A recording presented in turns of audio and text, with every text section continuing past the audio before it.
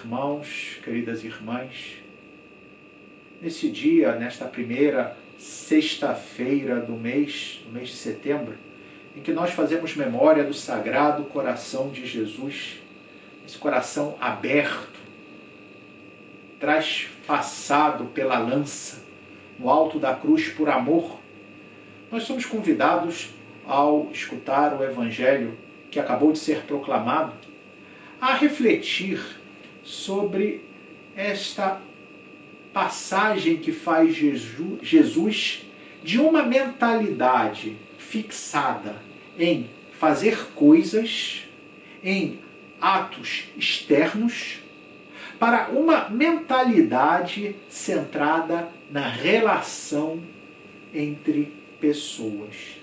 De fato, nós escutamos quando Jesus foi perguntado sobre a razão pela qual os seus discípulos não faziam jejum como faziam os discípulos dos fariseus e os discípulos de João. E Jesus convida com a sua resposta, e está convidando a mim e a você, a ultrapassar um formalismo religioso, ou seja, estabelecer a nossa relação com Deus na prática simplesmente externa, mas ao contrário, estabelecer em primeiro lugar uma relação pessoal, para então, a partir desta relação pessoal, estabelecer as práticas que vão garantir a autenticidade dessa relação pessoal. E Jesus faz isso justamente dizendo que não se faz jejum na presença do esposo. Porém, dias virão, diz ele, em que o esposo será retirado. Então farão jejum para se reencontrar com o esposo. O esposo é ele, o esposo da humanidade. O esposo da alma de cada ser humano, ou seja, aquele que vive no íntimo de cada alma, que é o próprio Deus. E, nesse sentido, queridos irmãos, queridas irmãs, nós devemos sempre fazer um profundo exame de consciência e nos perguntar: o que é mais importante na minha relação com Deus? O fato de que eu posso me relacionar com Ele, o fato de que Ele me escuta, o fato de que Jesus faz da minha alma a sua morada, o fato de que sou o templo do Espírito Santo, o fato de que, apesar de não merecer, Deus sempre está comigo, ou ao contrário, eu estou mais preocupado em cumprir normas, em fazer uma série de ações que podem ser estar em grupos de oração, em louvor, em atos de penitência, em o que quer que seja. Repito, não é que estas coisas não sejam importantes, mas elas devem vir num segundo momento, após eu ter a experiência profunda da presença de Deus, da presença de Jesus, da presença do Espírito Santo na minha vida. E aí, essas práticas, que repito, devem ser sim realizadas, mas elas nascem já com uma resposta e vem naturalmente, não como um peso, não como algo que me algema, que me limita, mas algo ao contrário, que me liberta, que me faz amar ainda mais aquele a quem eu sei que me ama.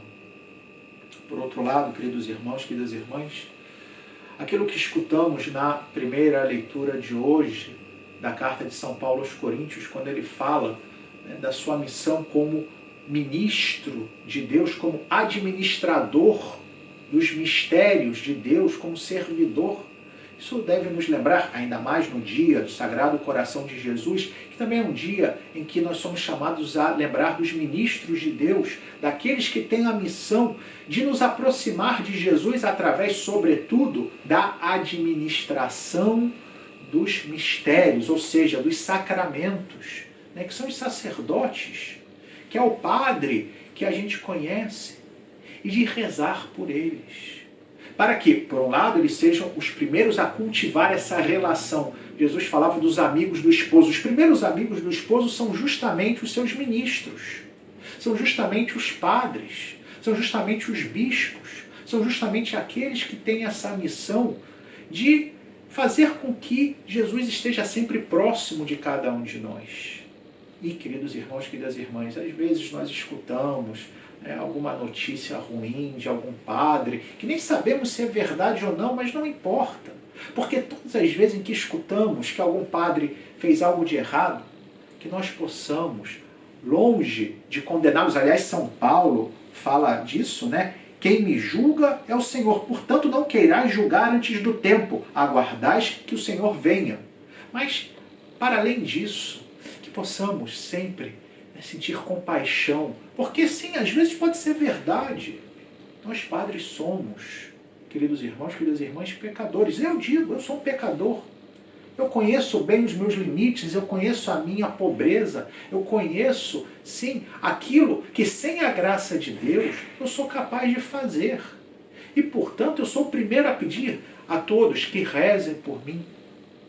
São Paulo também fala antes, né, e que tomara que com as orações isso possa ser realidade na minha vida e de todos os ministros, diz São Paulo. A esse respeito, o que se exige dos administradores é que sejam fiéis. E por isso nós precisamos das orações, para que sejamos fiéis amigos do esposo, para que nós cultivemos na nossa vida intensamente a relação com Jesus, para que, quando preguemos a palavra dele, para que, quando administremos os seus sacramentos, não façamos simplesmente como um profissional realiza o seu trabalho, mas façamos com paixão, com amor, porque Jesus é realmente o centro da nossa vida.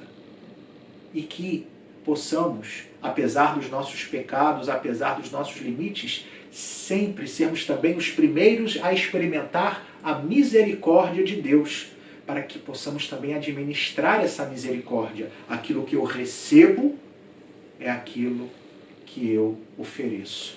Assim, queridos irmãos, queridas irmãs, nesse dia do Sagrado Coração, que por um lado peçamos a Jesus que nos mostre as profundezas desse coração aberto, dilacerado por amor por mim e por você, mas que peçamos que esse Sagrado Coração também cuide dos seus ministros, que tenha misericórdia deles, que venha em seu socorro e que os dê força nos momentos de dificuldade.